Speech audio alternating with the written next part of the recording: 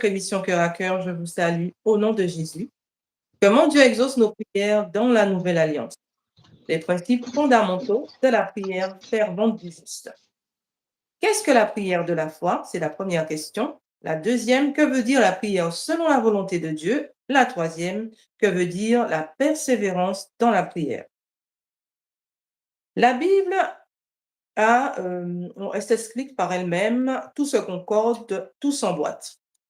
L'étape de la persévérance à l'exaucement se produit en deux étapes, par laquelle le Seigneur observe notre fidélité, notre foi, si nous restons constants dans la pratique de sa parole. La première étape, c'est dans le domaine spirituel, invisible, voire d'abord par la foi, bien sûr.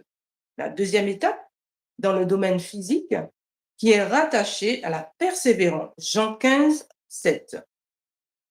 Donc, tout en persévérant dans la pratique de sa parole, sur ce qui est déjà écrit et accompli en Christ, nous obtiendrons l'exaucement. La persévérance, c'est l'attestation et l'examen de notre foi. Comment pouvons-nous obtenir un examen si au préalable, nous n'avons pas suivi et pratiqué des enseignements? On ne peut pas étudier, passer à la pratique et ne pas passer l'épreuve de l'examen. C'est pourquoi nous voulons nous former. Je parle à la manière des hommes. Le temps de Dieu n'est pas le temps de l'homme. Ses voies ne sont pas nos voies. Notre exaucement se fait en Christ, qui est notre panneau de configuration. Romains 10, du verset 35 au 36 dit, « N'abandonnez donc pas votre assurance qui est porteuse d'une grande récompense. Oui, vous avez besoin de persévérance pour accomplir la volonté de Dieu et obtenir ainsi ce qui est promis. » Ceci dit, nous avons pu commencer à développer d'autres contenus de la persévérance, les ennemis qui entravent celle-ci. Premier ennemi que nous avons pu un peu développer, le raisonnement. Matthieu 16, 7 à 9. Nous poursuivons sur les autres contenus aujourd'hui. Donc, au fait, quels sont ces ennemis? De qui ou de quoi parle-t-on? Shalom à toi, prophète. Shalom, Madame Nadia, bon week-end, ainsi que à nos frères et nos sœurs qui sont connectés, partagez déjà cette vidéo parce qu'aujourd'hui nous allons terminer notre exposé sur la prière parce que c'était une très belle aventure. On a voulu justement aider les chrétiens, c'est-à-dire ceux qui n'ont pas encore compris la profondeur de l'efficacité de la prière dans la première alliance, ainsi que dans la nouvelle alliance, afin de pouvoir, n'est-ce pas, saisir la pensée de Eloah. Et je crois que Madame Nadia, tout a été déjà dit dans votre résumé. Vous avez tout résumé. Et je l'ai dit ici, il est important lorsque nous sommes enfants d'Élohim, parce que nous sommes dans la dispensation où le Seigneur a accepté que nous devenions ses enfants. Vous voyez, parce que Abraham, Isaac, Jacob, tous ces gens-là, c'était des serviteurs, des créatures, des envoyés de Dieu. Mais nous sommes dans la dispensation où Dieu a accepté que nous devenions ses enfants à travers la puissance de la croix. Vous voyez, parce que la croix, c'est la puissance de Elohim qui nous sauve, à travers la puissance de la résurrection, parce que la résurrection, elle est aussi la puissance de Elohim qui nous communique la vie divine. Étant donné que nous sommes enfants d'Elohim, c'est notre obligation de comprendre le processus de l'exaucement dans la nouvelle alliance, ou bien le fondement de la prière dans la nouvelle alliance. Je l'ai dit, Madame Nadia, plusieurs fois. Nous sommes dans la dispensation où beaucoup qui prétendent être sauvés parce qu'ils parlent donc j'ai reçu le Saint-Esprit, je connais Dieu. D'autres vivent même dans leurs pensées, dans leur imagination. Et tellement ils croient à leur imagination et qu'est-ce qui est arrivé ensuite? Oh Dieu me parle, Dieu me parle. Mais lorsque vous fouillez, vous cherchez vraiment à entrer dans les détails, Dieu n'a jamais rien dit. Je l'ai dit, pour connaître Elohim, c'est dans sa parole. On ne peut pas connaître Elohim par le jeûne, par des prières inutiles. Donc, la voie par laquelle le Dieu grand a accepté pour que vous ne puissiez pas être berné par les faux prophètes, les faux médiums, les faux maîtres spirituels, les bishops, il faut lire la Bible. Et en cela, je vous ai dit, Madame Nadia, le fondement de la prière dans la première alliance, le fondement de l'exaucement de la prière dans la première alliance, c'est diffère avec la nouvelle alliance. Donc, si vous ne saisissez pas, n'est-ce pas, cette différenciation, vous serez toujours à la merci des faux apôtres, des faux docteurs. C'est pour cela que beaucoup de gens, ils ont été, c'est-à-dire, ils ont été arnaqués par des prophètes, des pasteurs. Lave avec ça, achète cette bouteille d'huile, l'huile d'onction, l'huile de la guérison. Voilà, il faut appliquer ça dans ta maison. Et les hommes vivent dans cette conditionnalité, en croyant qu'en le faisant, ils auront ce qu'ils sont en train de chercher. Et je vous ai dit, Madame Nadia, dans notre nouvelle alliance, Dieu nous a tout donné en Christ. Donc, il n'y a rien que Dieu peut te donner en dehors de Christ. Il n'y a rien que tu peux recevoir en dehors de Christ. Il n'y a rien que Dieu peut accomplir en dehors de Christ. C'est pour cela, si tu veux que ce que Christ a enseigné sur la prière, il faut connaître ce que Christ a enseigné sur l'exaucement de la prière. Les conditionnalités sont simples, mais tellement l'homme ne veut pas comprendre ces choses-là, lui, il vient, n'est-ce pas, c'est-à-dire, il vient dans le Seigneur, selon lui, il veut maintenant changer les choses ou créer sa philosophie, il ne sait même pas, voilà, parce qu'on n'a pas le temps de lire la Bible et de comprendre en réalité. Exemple dans l'Ancien Testament, Dieu avait tout donné au peuple d'Israël à travers Abraham, Isaac et Jacob. C'est là où il y a même l'expression le Dieu d'Abraham, le Dieu d'Isaac et le Dieu de Jacob. Lorsque Israël prie, même jusqu'aujourd'hui, le peuple fait toujours la référence à Elohim d'Abraham, Isaac et Jacob. Littéralement, cela veut dire ce que Elohim a dit à Abraham, a dit à Isaac, a dit à Jacob. Nous sommes de la postérité, n'est-ce pas, d'Abraham, Isaac et Jacob, et nous le verrons s'accomplir. Est-ce que vous comprenez? Parce que à travers Abraham, Isaac et Jacob, il y a des alliances qui ont été contractées. Il y a des promesses qui ont été faites. Mais lorsque vous lisez le fondement de la nouvelle alliance, nous remarquons explicitement toutes les promesses faites à Abraham, à sa postérité. Écoute bien, Galates chapitre 3. On nous dit, le champ de l'accomplissement là, c'est en Christ. Nous sommes dans Galates chapitre 3. Donc, Yehoshua est la somme de toutes les promesses faites à Abraham, à Isaac et à Jacob. Galates chapitre 3. Est-ce que vous comprenez? Alors, dans 2 Corinthiens chapitre 1er, le verset 20, l'apôtre Paul qui était juif, parce que dans Romains chapitre 10, dans Romains chapitre 11, il a attesté explicitement. Mais qu'est-ce que Paul nous dit lorsqu'il était en train d'expédier sa lettre, voyez, ou d'écrire sa lettre aux chrétiens qui étaient dans la ville de Corinthe? 2 Corinthiens 1er, le verset 20. Il est explicite. En ce qui concerne les promesses.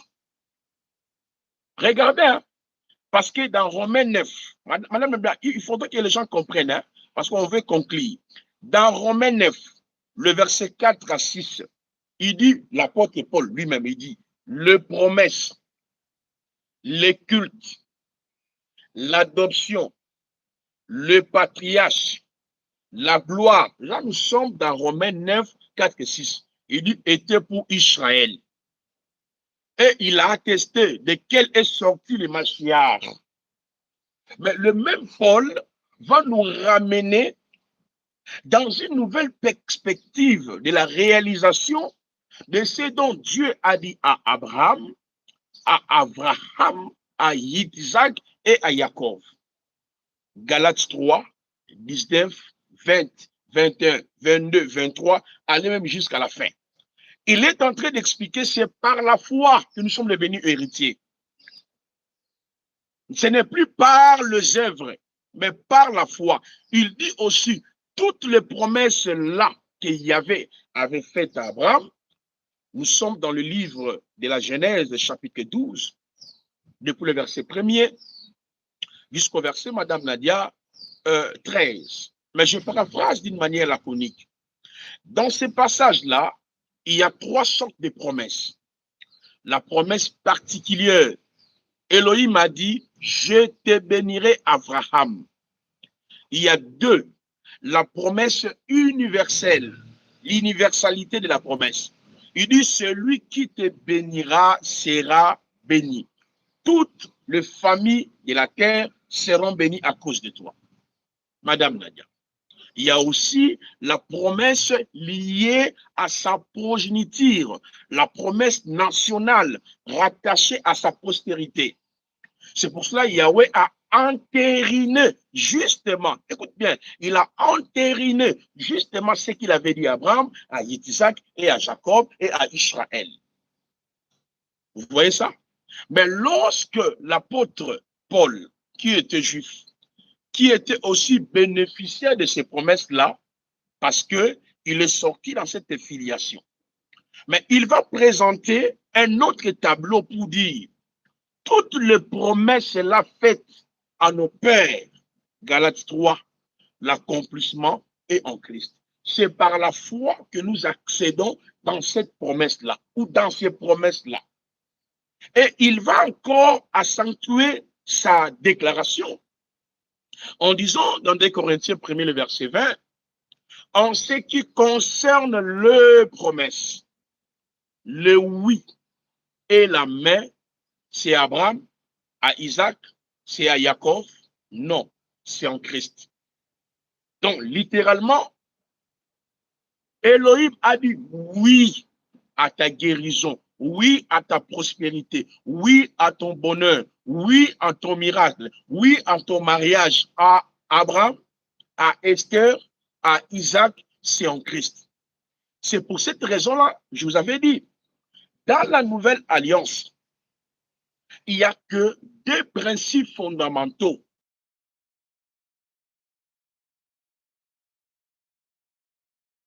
Formulez votre demande. OK? Parce que la prière ne veut pas dire la demande. C'est l'action de parler. C'est l'action d'échanger. Mais avant d'échanger, tu dois formuler une demande. Maintenant, Dieu écoute la prière qui a été formulée selon la foi et sa volonté. Il n'y a que ces 2 principes-là. Elohim écoute, exauce la prière selon la foi. La prière selon sa volonté. Cela veut dire tout simplement, Dieu écoute la prière qui a été faite en proportion de ce qu'il a accompli en Christ. C'est ça la foi, parce que nous, notre foi ne commence pas avant la croix. Notre foi commence à partir de la croix, liée à la parole de Christ. Je pense que nous comprenons très bien. Ma foi commence à partir de la croix, parce que la croix devient tout un évangile aujourd'hui. La parole nous dit dans 1 Corinthiens chapitre 1er, le verset 18, Madame Nadia, jusqu'au verset 23. Car la prédication de la foi ou de la croix, c'est une puissance de Dieu pour quiconque croit. Donc, pour nous, la croix reste le seul lieu de notre identification, le seul lieu auquel le Seigneur a exécuté, a réalisé tout ce dont il avait arrêté pour toi et pour moi. C'est pour cela que j'avais expliqué la notion de la prière selon la volonté de Dieu. Prier selon la volonté de Dieu est multiple. Cela veut dire obéir à Dieu, marcher selon la parole, vous voyez, marcher dans la sainteté. C'est ça, prier selon la volonté de Dieu. Prier selon la volonté de Dieu, ça signifie aussi servir le Seigneur, parce que Dieu a laissé l'église sur la terre, n'est pas pour lutter avec papa, fait diable, a fait non, oncle a fait non, non, non, non. Dieu nous a laissé sur cette terre, c'est pour 4 raisons majeures. Si nous sommes sur la terre, parce qu'un croyant est celui que Yahvé a sauvé, et Yahvé continue de sauver, et Yahvé sauvera. C'est ce que j'ai écrit dans mes ouvrages. Notre salut est holistique. Cela veut dire, dorénavant, mon esprit, mon âme et mon corps appartiennent au Seigneur. Ce qu'on appelle le salut holistique, total et parfait. Mais cependant, le même salut qui est holistique, qui est complet, qui est parfait, est aussi procédural. C'est dans le processus de ce salut, c'est mon esprit qui appartient au Seigneur et mon âme est en train d'être sauvée et mon corps sera sauvé. Est-ce que vous réalisez, madame, la profondeur de l'évangile de la croix? C'est en cela, prier selon la volonté de Dieu consiste à proclamer, à pratiquer, à déclarer ce que Yahweh a dit dans sa parole. Il n'y a pas de mécanisme à faire. Vous voyez? Oh, de pleurer, oh, de gêner pour toucher le cœur de Dieu. Maman, tes gens-là ne peuvent même pas toucher le cœur de Dieu. Tes prières-là ne peuvent rien faire parce que dans la prière, nous venons proclamer. Je l'ai dit ici, les chrétiens aiment trop la prière. Surtout la prière de combat, oh, prière de combat. Et dans leur esprit, lorsqu'on dit prière de combat, là, c'est pour bagarrer avec les oncles, les tantes, c'est pour bagarrer, je ne sais pas, avec les esprits qui ne voient même pas. En fait, les gens vivent dans l'imagination. Les gens vivent c'est-à-dire les chrétiens vivent dans ce qu'on appelle j'ai oublié les termes là, je crois, hallucination, c'est-à-dire, hein, les gens ont créé des histoires. Hallucination. Voilà les termes. C'est-à-dire, quelqu'un qui crée des histoires lui-même dans sa tête. Or, nous les chrétiens. Des choses imaginaires, en fait. Voilà.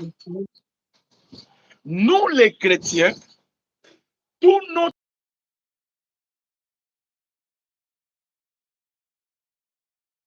Madame, regardez bien.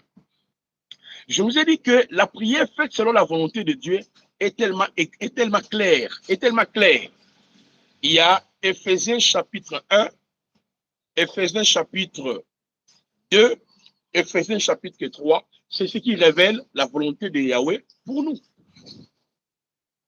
Regardez. Béni soit Elohim, le Père de notre Seigneur Jésus-Christ, qui nous a bénis spirituellement en lui. Ça, c'est le plan de Dieu. Je n'existais même pas. Mais Dieu m'avait déjà connu. Il m'avait béni. Il m'avait rédempté. Il m'avait sauvé en Christ. Ça, c'est Éphésiens chapitre 1, le verset 3, 4, 5, 6, 7, 8, 9. Ça, c'est la volonté de Dieu. Donc, en Christ, tu as la rédemption. En Christ, tu es cohéritier. En Christ, tu as été choisi, l'élection. En Christ, tu as la sainteté. Est-ce que vous comprenez? Madame, vous comprenez? C'est ce qu'on appelle la volonté de Dieu. Mais quand tu lis dans les versets 10 à 11, Dieu l'a exécuté. À travers qui? À travers Christ. C'est pour cela que je vous avais dit, nous avons pleinement Christ. Moi, j'aime bien parler de Jésus. Hein. J'aime bien parler de cet homme-là parce que les chrétiens aujourd'hui connaissent Jésus, mais un Jésus de film. Oh, il était né, on l'a flagellé, on l'a frappé. Ils connaissent aussi un Jésus d'un nom. Ah, Jésus vient me sauver, je suis fatigué. Vous voyez? Donc, C'est un Jésus, justement, historique. Un Jésus historique. Ils n'ont aucune expérience de Jésus-là. Et ils se servent du nom de Jésus dans leurs problèmes, dans leurs situations, dans leurs histoires. Mais ils ne comprennent même pas qui est Christ, quel est son œuvre. Vous voyez ça, Madame Nadia? C'est pour cela, quand tu lis très bien Éphésiens 10, Éphésiens 1er, 10, 11, la croix est le point par lequel Dieu a exécuté tout ce dont qu'il avait prévu pour moi. Ce qu'on appelle prier selon la volonté de Dieu. Donc, j'ai pris en proportion de ce que Dieu avait prévu pour moi. Je proclame ce que Dieu m'a donné en Christ. Est-ce qu'on t'a dit qu'il faut prier comme Esther? Est-ce qu'on t'a dit de prier comme Daniel? Est-ce qu'on t'a dit de prier comme, je ne sais pas, les gens aiment là, qui est encore là? Israël. Non. Chaque alliance a ses clauses fondamentales. Chaque alliance a ses mécanismes de la prière et de l'exaucement. Vous voyez ça? Mais quand tu prends le verset 13, le verset d'abord 13, 14, 15 et 16, là maintenant, Madame Nadia, dans le livre aux Éphésiens, Dieu est en train d'expliquer comment nous sommes entrés dans l'effectivité de la volonté de Dieu. Il dit, après avoir entendu l'évangile de votre salut, vous avez crié, vous avez été scellés du Saint-Esprit, lequel est le gage de votre héritage. Continuez le verset 16, 17. Celui qui vous a appelé à votre héritage. Ça, c'est magnifique. C'est lui qui nous a appelés, c'est lui qui garde notre héritage. C'est lui qui garde notre richesse. Et quand vous continuez le verset 20, jusqu'au verset 23, il a déployé en Christ, en les résistant des morts. Il explique que non, attention. L'homme par qui le Père a choisi pour exécuter sa volonté pour toi, par sa mort-là, tu as été associé, tu as bénéficié de ce salut. Regardez son identité. Il est le chef de toutes les dominations, de toute autorité, de toutes les principautés. Bref, je ne vais plus entrer là-bas longtemps. C'était pour vous faire comprendre, c'est ce qu'on appelle prier selon la volonté de Dieu. Mais le point qui était magnifique, c'est là où on s'est arrêté avec vous. Oui, je peux prier selon la foi. Prier selon la foi, je l'ai dit, confesser, croire et pratiquer ce qui est écrit. C'est ça. Parce que la foi vient de ce qu'on entend vient de la parole de Dieu. Mais j'avais dit aussi, est-ce que dans la nouvelle alliance, la pratique ou les pratiques de jeûne est prohibée? Non. Dans la nouvelle alliance, la pratique de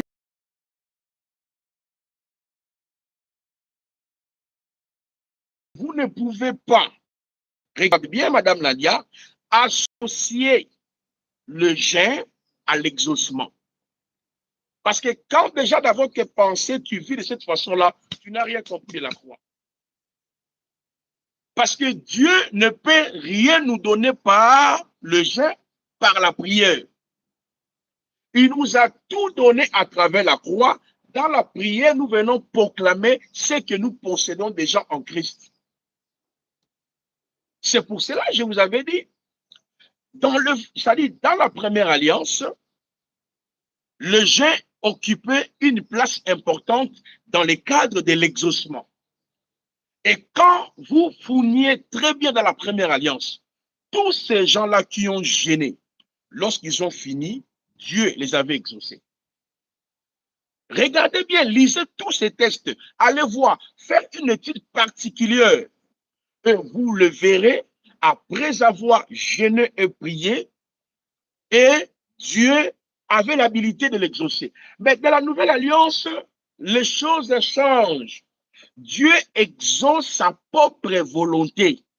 Sous d'autres mots, Dieu nous a déjà exaucés en Christ. Il manifeste ce que nous possédons en Christ selon son calendrier, selon son temps, selon l'ère à laquelle il veille.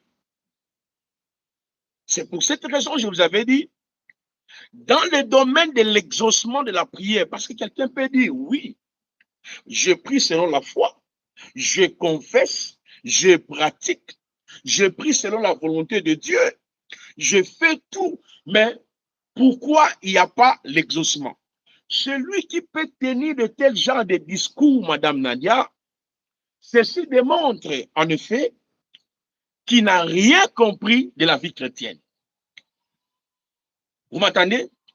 Qui n'a rien compris de la marche chrétienne. Je l'ai dit. Tellement on s'est habitué, nous les Africains, même les Européens, de contacter des marabouts, des féticheurs, et quand j'y vais, il peut te donner quelque chose, tu appliques, tu vois l'exaucement, tu penses que Dieu aussi marche comme ça. Non, non, non, non. La méthodologie de Dieu est simple et dans la parole. Je vous ai dit hier, je ne sais pas si c'est hier, je ne me rappelle plus. Dieu veille sur sa parole. Nombre 23, le verset 19. On avait lu ça, je pense. Il dit, je ne suis pas un humain pour mentir. Est-ce que moi, je n'exécuterai pas ce que je dis? Regardez, Osée 11, le verset 9e. Je ne suis pas un humain. Jérémie chapitre 1, le verset 12. Je veille sur ma parole. C'est fort, frère. Ma soeur, c'est tellement extraordinaire. Je veille sur ma parole. L'Église est fondée sur quoi? Sur la prière, sur le jeûne. Il persévérait dans l'enseignement des apôtres, dans la communion fraternelle. Vous voyez, dans la fraction du pain et dans la prière. La prière vient en dernier lieu. Parce que ce qui prime, c'est d'abord la parole. Vous avez été fondé, bâti, édifié, oikodomé, sur le fondement des apôtres et des prophètes. La fondation de l'Église, c'est la connaissance. La fondation de l'Église, c'est la parole. Je vous ai dit, lorsque nous fermons la Bible, nous fermons la bouche de Dieu. Lorsque nous ouvrons la Bible, nous ouvrons la bouche de Dieu. Comment tu peux faire 5 ans, 3 ans de la vie chrétienne, même le livre aux Éphésiens, tu n'as jamais fini. Mais là, tu fais quoi? Oh, j'aime Jésus. Osa Moutalokuta, tu es un menteur. Comment tu peux faire 10 ans la vie chrétienne, le livre ou l'homme que tu prétends que tu connais, tu ne le connais pas. Tu vis dans l'imagination. Moi, je t'avais dit ici, Madame Nadia, je servais Jésus, mais je ne le connaissais pas. Parce qu'on se trompe à des fois par les dons spirituels. Comment moi je suis entré dans les histoires des christianismes ici, hein, chrétien. Moi, je suis né dans une famille chrétienne. J'ai suivi la religion de mon père. Mon père a fréquenté les témoins de Jéhovah. On était enfants. On y allait. Je ne comprenais absolument rien. La veille les matins, on va partir, bon, on y allait. Et puis, on a changé. Nous sommes entrés.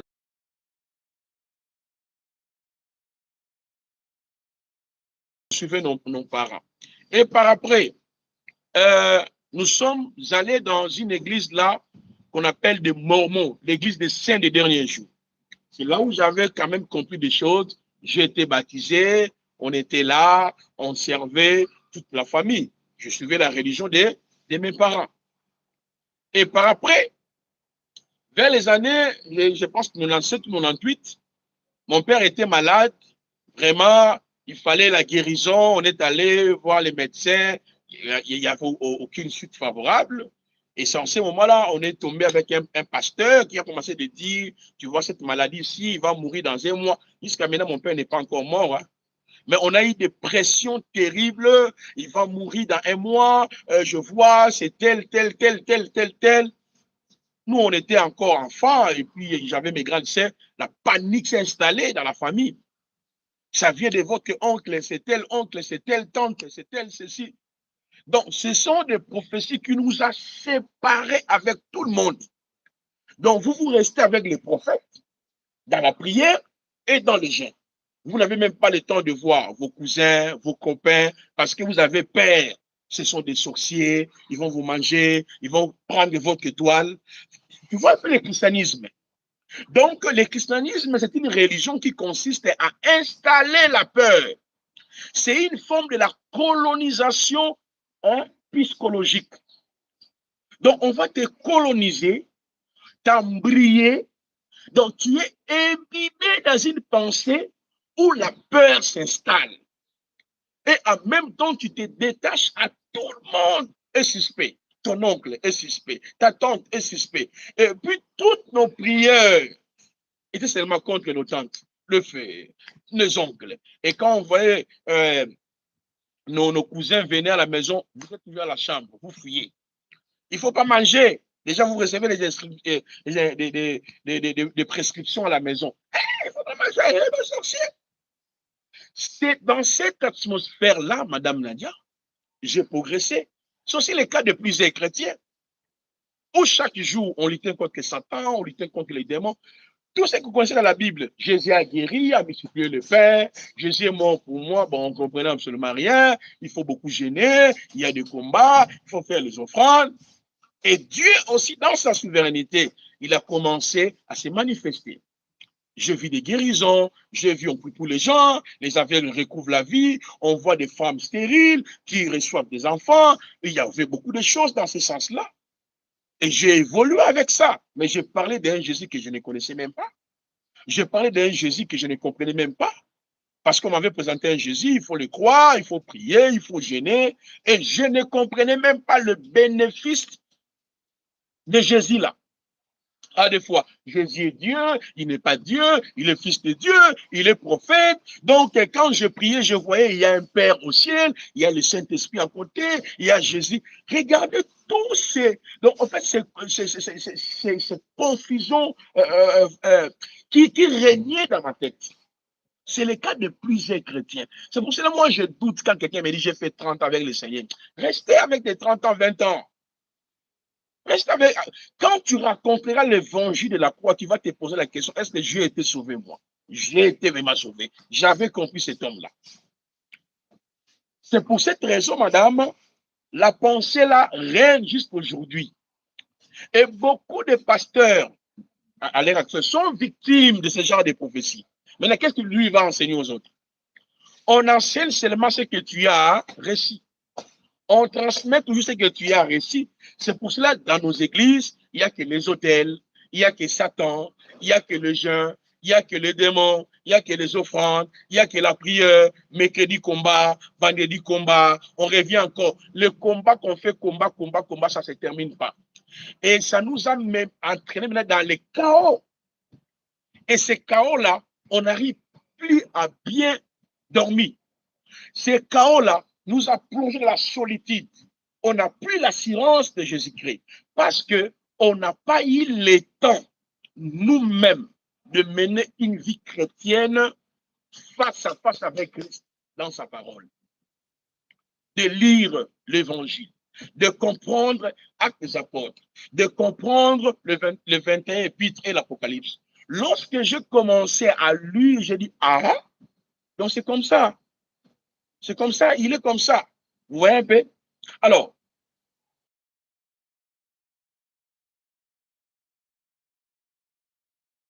beaucoup sont ambulants. Moi, je les appelle les chrétiens ambulants. Il est avec les prophètes X. Il est avec les prophètes X. Il t'appelle pour que tu pries pour lui ou pour elle. En réalité, il a déjà 20 prophètes.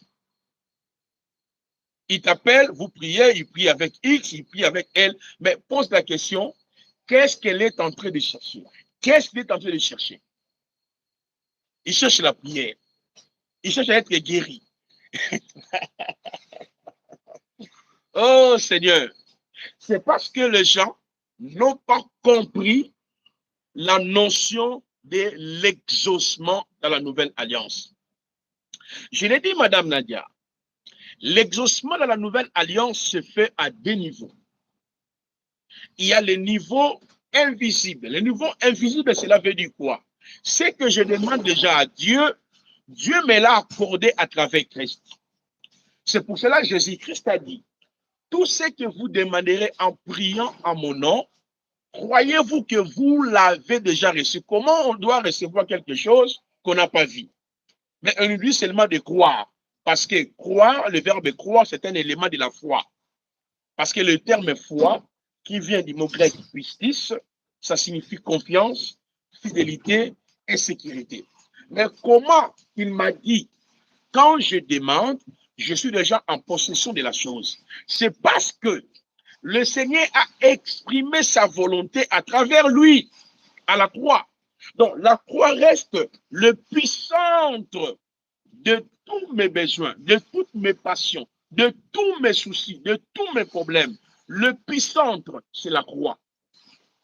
C'est là où je suis né. C'est là où je suis entré dans le monde. C'est là où ma vie commence. C'est là où j'entre dans une nouvelle alliance. Ça, c'est la première phrase de la prière, et pardon, de l'exaucement. Tout ce que vous demanderez en priant en mon nom, croyez-vous que vous l'avez déjà reçu? Ça, c'est le premier point de l'exaucement. Maintenant, là, nous sommes dans Marc 11, 24 à 25. Mais je vous avais dit, lorsque nous lisons dans les textes de Yohanan, Jean chapitre 14, dans Yohanan 14, verset 13-14, il dit, tout ce que vous demanderez en priant, je le ferai. Vous voyez, je le ferai là. C'est ce qui nous renvoie à la notion de la persévérance. Je vous ai dit, oui, je prie selon la foi, je prie selon sa volonté, mais la foi et sa volonté s'expriment dans ce qu'on appelle la persévérance. Est-ce que vous comprenez? Donc, la persévérance, je l'ai dit, c'est quoi? La persévérance, en fait, Dieu veut attester, examiner si nous resterons dans la foi. Parce que le juste vivra par la foi.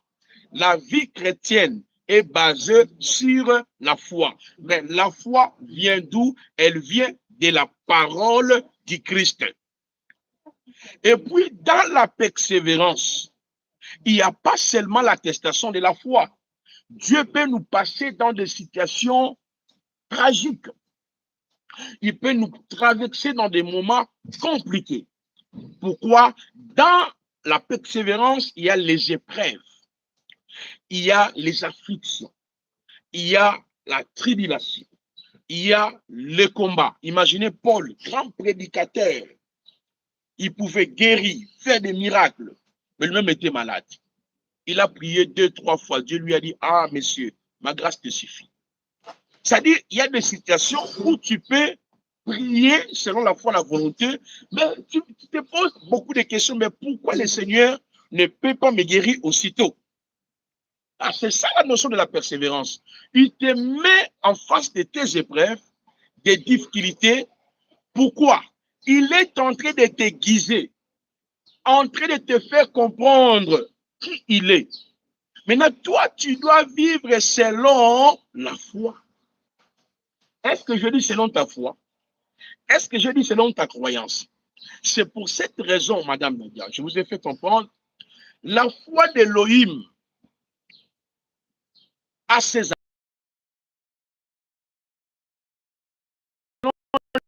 les avantages qui sont rattachés à cette foi-là. Maintenant, soit si tu ne connais même pas les avantages liés à la foi, maintenant, comment tu peux triompher les moments des épreuves, les moments des afflictions, des tribulations, des combats? Parce que ce sont des éléments qui sont rattachés à la persévérance, où Dieu nous met à l'épreuve, où Dieu veut voir si on restera vraiment dans la parole et dans la foi. Parce que, je l'ai dit, tous les chrétiens aujourd'hui, moi j'ai la foi, hein, j'ai la foi, j'ai la foi. Ça fait, j'ai fait, à des fois quand j'attends ça, je ris. Oh, ça fait, j'ai 20 ans dans la foi. Je dis, 20 ans dans la foi, 30 ans dans la foi, 15 ans dans la foi. Ça c'est bien. Mais regardez celui qui vous dit qu'il a 20 ans, 30 ans dans la foi, sa façon de prier, sa façon de faire, tu vas te rendre compte qu'il n'a jamais compris la foi. Il n'était même pas dans la foi. C'est un chrétien professant. Tite 1,16. Tite 1,16. Ce qui professe. On a beaucoup de chrétiens comme ça, des chrétiens professants. Donc lui, il veut imposer en Jésus-Christ ses problèmes. Jésus n'a aucune dette de qui que ce soit. Il ne peut pas agir selon tes passions, selon tes pensées. Il agit selon lui. C'est à toi de comprendre comment il opère, comment il agit. Est-ce que vous comprenez, Madame Nadia? Est-ce que vous réalisez cela? Donc, si vous ne comprenez pas ça, mes chers frères et sœurs, vous allez accuser Dieu à tort et à travers. Pourquoi? Parce que la persévérance ne signifie pas que Dieu ne peut pas, ou Dieu ne veut pas m'exaucer, c'est faux. Dieu t'a déjà exaucé, mais il te fait passer dans cette voie. Parce qu'il est souverain, il est transcendant, il fait ce qu'il veut. Vous voyez ça? Alors maintenant, si toi, tu ne sais pas, parce que pour triompher ces moments-là, tu dois connaître la vie de la foi. Parce que les chrétiens, leur foi n'existe plus. Leur croyance n'existe plus. Abraham avait quelle foi? Abraham était dans la croyance. Il était dans l'idolâtrie, ils adoraient des idoles et tout, et tout, et tout. Mais quand Dieu l'a appelé, l'espérance d'Abraham là était liée en quoi?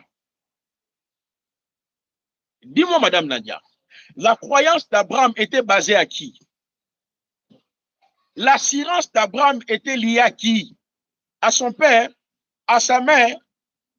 Donc, si je tombe malade, qui viendra me secourir? C'est mon père. On t'a dit déjà de quitter ta patrie, de quitter ta maison, de le suivre. Donc, Abraham espérait, si aujourd'hui je suis attaqué, c'est celui qui m'a dit là qui viendra me défendre. Si je suis dans les besoins, c'est celui-là qui viendra pallier à mes problèmes. Si je suis malade, c'est celui-là qui viendra me guérir. Donc, la foi d'Abraham n'existait pas. Sa croyance n'existait pas. Sa foi tire son origine à Dieu. Son espérance tire son origine à Dieu. Voilà pourquoi on dit Abraham espérant contre toute espérance à celui qui avait fait la promesse. Donc, on ne peut pas être chrétien et vous ne comprenez pas la vie de la foi. Et cette vie de la foi-là est liée à la parole, est liée à ce que Dieu a fait pour nous à la foi. Mais il faut comprendre aussi le contenu, madame, de cette foi.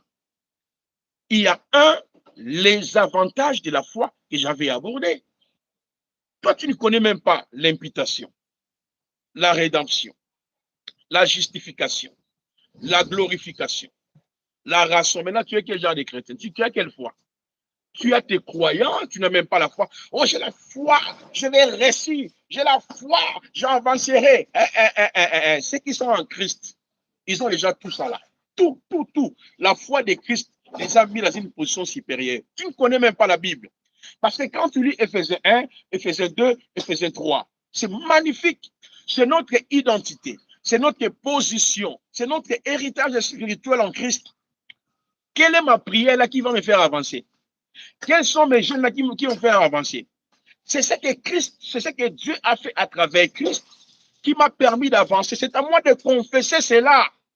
Mon avancement, ma bénédiction, ma richesse, ma sécurité est liée à la parole, est liée à ce que Dieu a fait. Abraham était béni parce qu'il était Abraham. Abraham était riche parce qu'il était Abraham.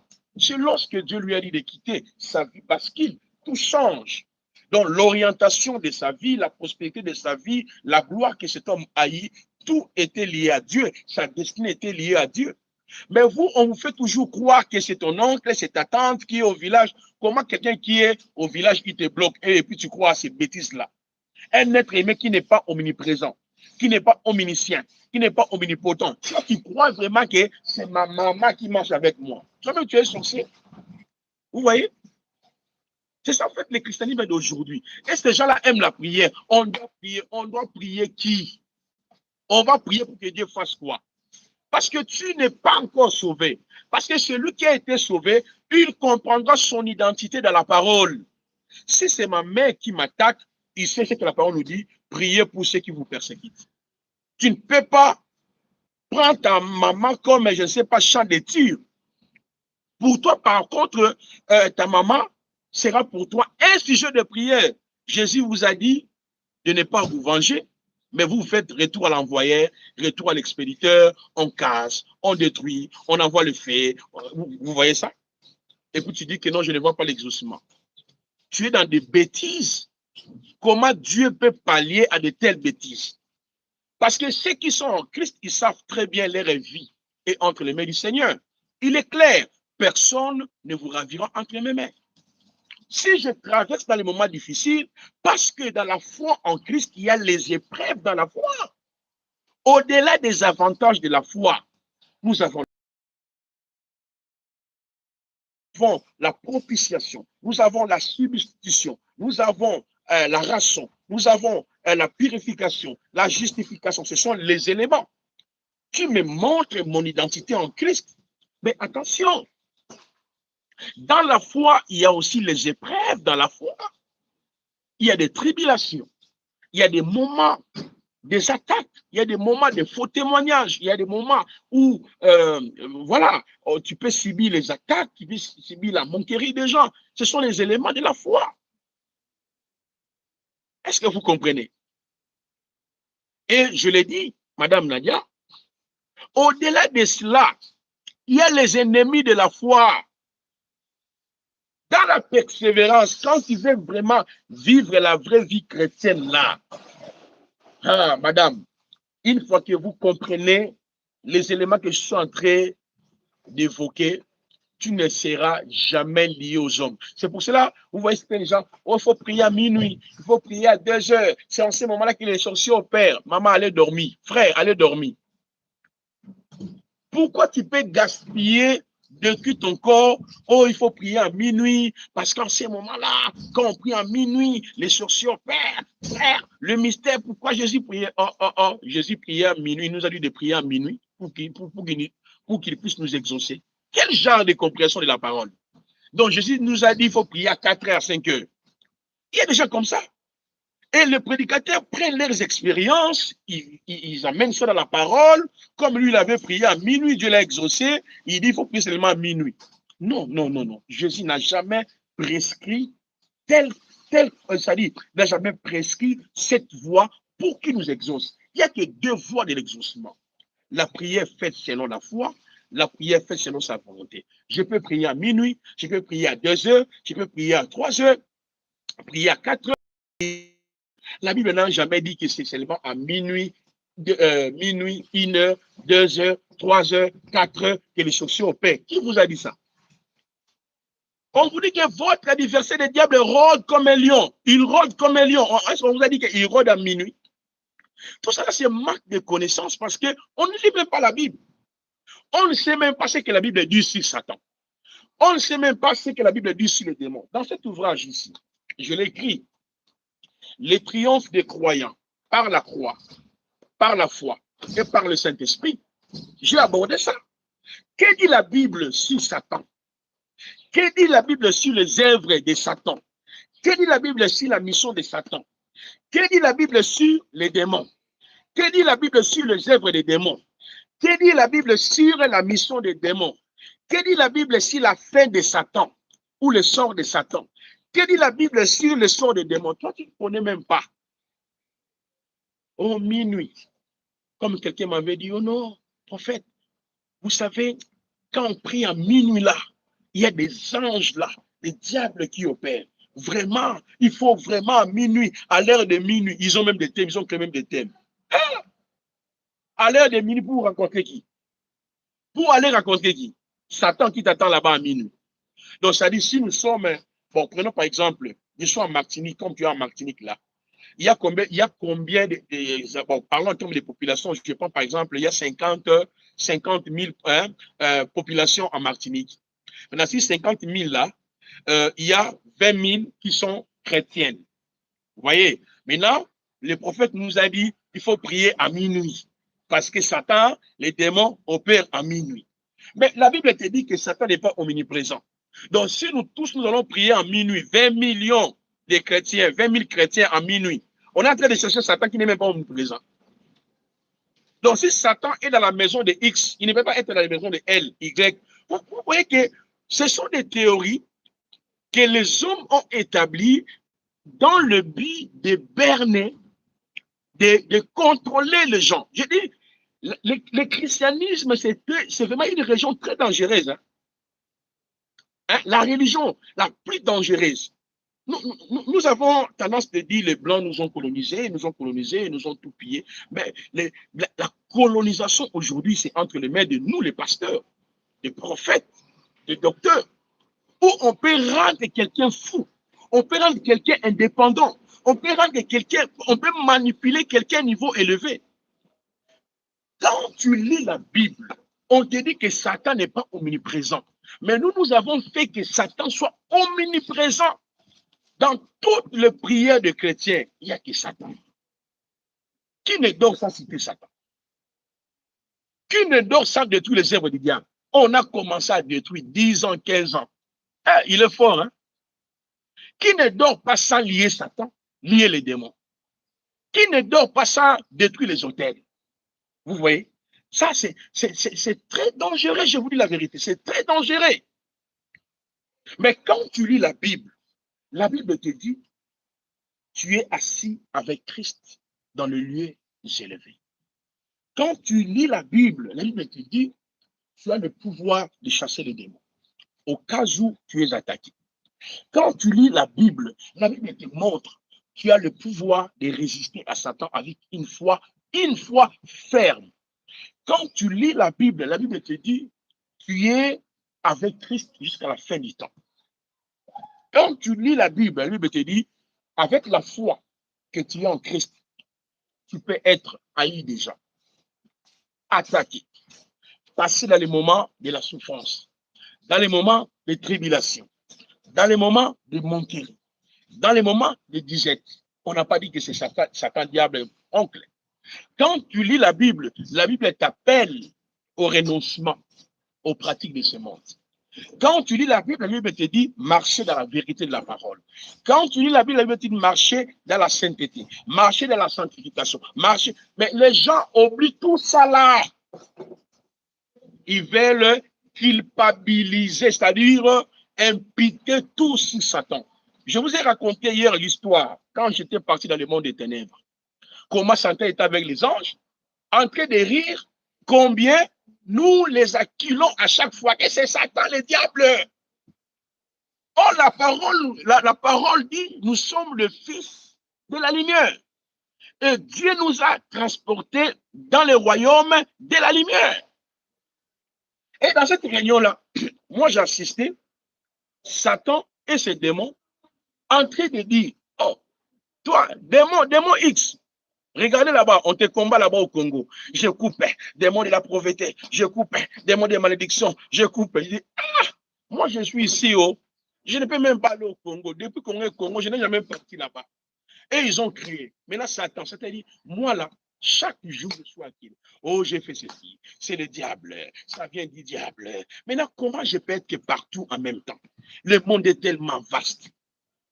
Et même les démons disent partout. Bien sûr, il y a des sorciers, des marabouts qui sont nos antennes. Mais on ne peut pas être partout là. Et puis, face aux chrétiens là, ok, Jésus-Christ là, l'air est Dieu, qui croit qu'il est Dieu. Il est supérieur à nous, celui qui nous a créés. L'air Bible dit clairement, il a reçu un nom plus excellent que le leur. Il est aussi supérieur des anges. L'air Bible nous dit que Christ est assis avec eux. Il nous domine, il nous domine. Et dans cette réunion-là, le diable avait décidé, et les démons, de ne plus attaquer les chrétiens parce qu'ils sont incompétents. Ils ont dit, bon, comme ils aiment nous, diables, ils aiment nous, les démons, ils vont rester dans l'ignorance là. Parce qu'ils ne comprennent même pas. C'est pour cela, les jours-là, les démons, ils étaient tellement clairs. Quand Jésus-Christ est venu pour les chasser, il dit, ah, messieurs, notre temps n'est pas encore arrivé. Ah bon? Jésus a respecté l'ordre, envoie-nous là-bas. Donc, c'est que les démons savent, à la lumière de la parole, parce que Apocalypse révèle la fin ou le sort de Satan ou le sort des démons. Mais nous, on est experts plus que Jésus. On veut les lier, on veut les ligoter, on veut les... vous allez lier Satan pour le mettre où? Parce que le lien qui a été préparé pour Satan est déjà prévu. Vous allez lier les démons pour les mettre où? Parce que Jésus-Christ est clair. Lorsqu'un esprit impie quitte le corps d'une personne, il n'ira même pas loin. Mais vous êtes plus que Jésus, plus que Pierre, plus que Paul. Je le lis, je le lis, je le lis. Tout ça là, madame, c'est l'ignorance. C'est pour cela, le but de cet enseignement, ce n'était pas pour effrayer le chrétien, ce n'était pas pour créer la peur, mais c'est pour démontrer que nous sommes supérieurs. Et nous devons comprendre, l'exaucement de nos prières appartient au Seigneur. Si tu n'as pas encore vu ce que tu possèdes dans le monde spirituel, restez dans l'adoration, servez le Seigneur, restez dans l'obéissance, restez à l'écoute du Seigneur, ce qu'on appelle la persévérance, restez dans la foi, proclame à chaque fois, même si tu ne vois pas la guérison physiquement, continue à proclamer, je t'ai guéri. Ne dis jamais que moi, je n'irai jamais loin. Ne dis jamais, Jésus-Christ ne m'attend pas. Quand tu es dans de tels langages, ça montre que tu n'as jamais compris Christ.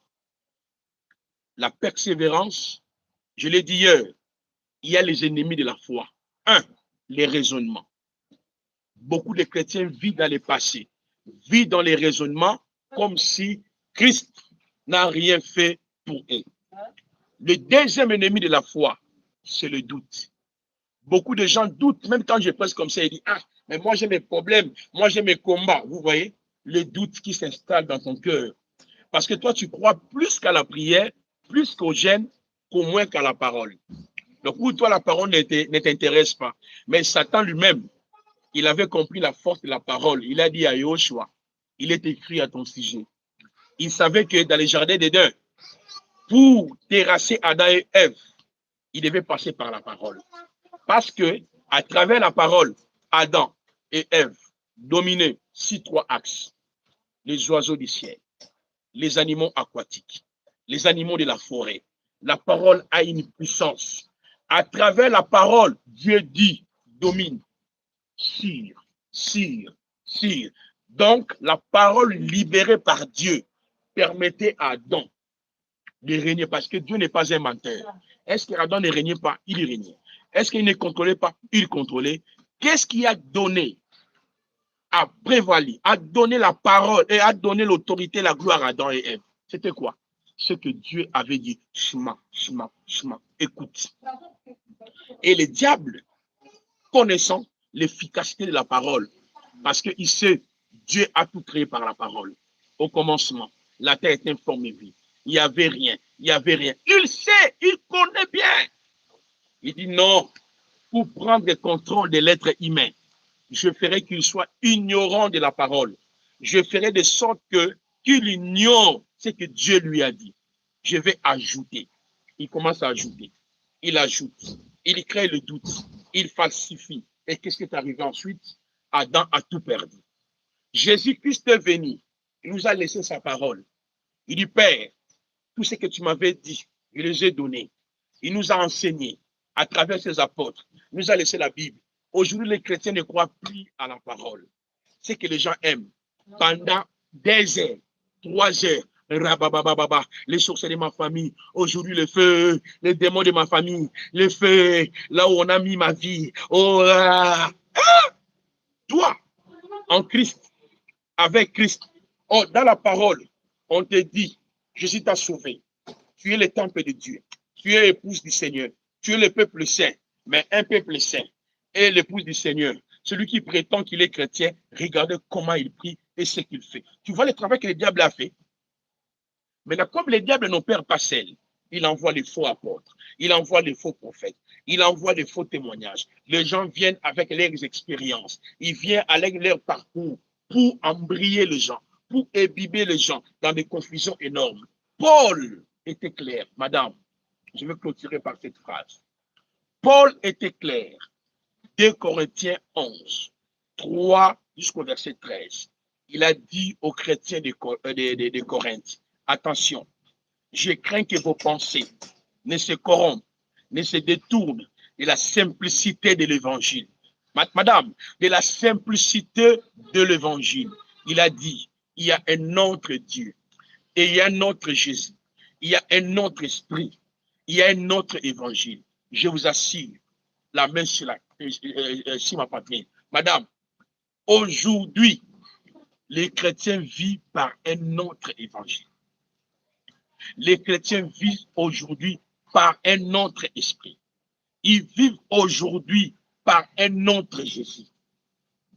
C'est pour cela qu'ils n'ont même pas le temps de connaître la profondeur de l'œuvre achevée. Donc voilà tout ce que je pouvais dire sur la persévérance. Le reste là, ils peuvent télécharger les livres. Il y a tout à l'intérieur, c'est-à-dire ces livres ici. Les deux principes fondamentaux de la prière fervente du juste. Donc c'est un ouvrage que je l'ai mis gratuitement. Un ouvrage de 185 pages.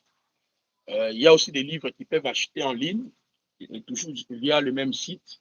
Ils peuvent lire ça et combiner ça avec l'autre livre là, La parole est près de toi, dans ta bouche, dans ton cœur, crois et confesse. Peut-être qu'on aura aussi le temps de pouvoir décortiquer ces livres-là. Donc, je vous remercie énormément pour votre disponibilité. Et voilà, et tous les frères et toutes les sœurs, aujourd'hui, nous venons de mettre fin à l'exposé de cet ouvrage, les deux principes fondamentaux de la prière fervente du juste. Baruch Hashem. Merci, merci prophète, merci à tous ceux aussi qui nous ont suivis. Continuez de partager et remonter dans la chaîne. Nous avons été très édifiés par ces enseignements. Il y a aussi le livre, comme le prophète a dit, à télécharger sur le site www.ibk.cd. La semaine prochaine, nous allons venir sur un autre thème, les morts en Adam, les morts en Christ, les ressuscités en Christ. Je vous dis à la semaine prochaine, si Dieu veut.